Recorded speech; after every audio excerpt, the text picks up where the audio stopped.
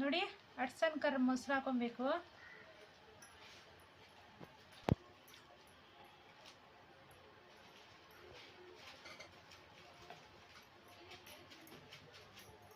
ಸೌತೆಕಾಯಿ ಹಾಕೊಬೇಕು.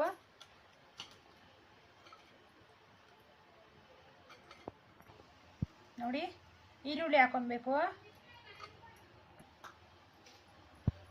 ನೋಡಿ ರುಚಿಗೆ ತಕ್ಕಷ್ಟು ಉಪ್ಪು ಹಾಕೊಬೇಕು.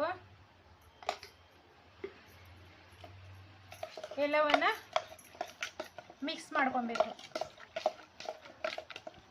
ನೋಡಿ ಮೊಸರು ಬಜ್ಜಿ ರೆಡಿ ಆಗಿದೆ. ಪಲಾವ್ಗೆ ಒಳ್ಳೆ ಕಾಂಬಿನೇಷನ್.